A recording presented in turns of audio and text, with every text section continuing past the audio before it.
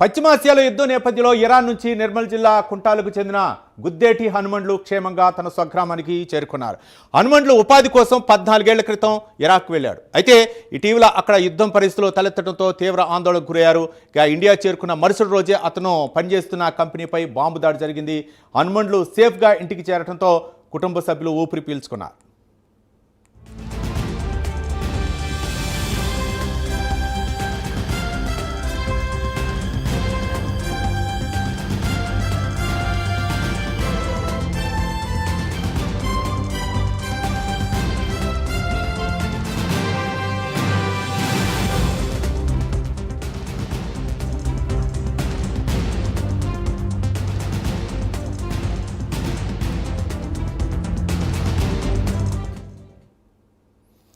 Iran Iraq సరిహద్దు ప్రాంతంలో West Qurna 2 prime support general service camp కార్యాలయంలో మేనేజర్గా గుద్దేటి హనుమండ్లు విధులు నిర్వహిస్తున్నాడు.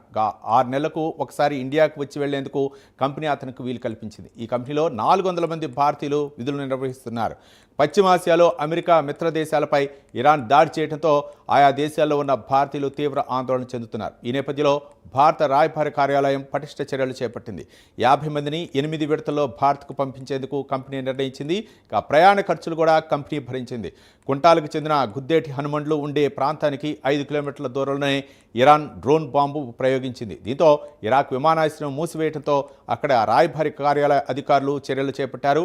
అధికారుల సూచన మేరకు తుర్కియో వీసా తీసుకొని ఇరాక్ నుంచి తుర్కియో బన్ వరకు రోడ్డు మార్గం ద్వారా 2 రోజుల పాటు ప్రయాణించి సౌదీ చేరుకొని ముంబై మీదుగా కుంటాలకు చేరుకున్నాడు.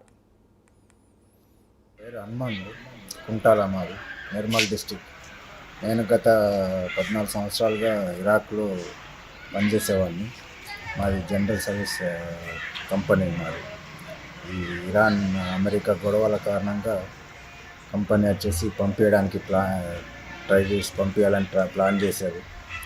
ఈ వేరే కంట్రీ త్రూలో ప్రయాణాలు చేసి 4 రోజులు బస్సు బై రోడ్ ప్రయాణాలు చేసి ఇంటికి క్షేమంగా చేరుకోవడం జరిగింది. మళ్ళీ మా కంపెనీలో దగ్గర 400 మంది ఇండియన్స్ పనిచేసేవారు.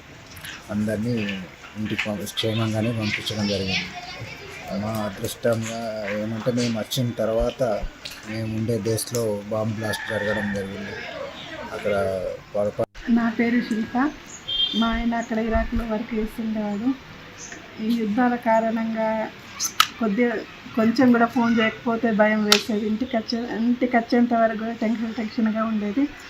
క్షేమంగా ఇంటిని చేరుకున్న సంతోషపడుతుంది.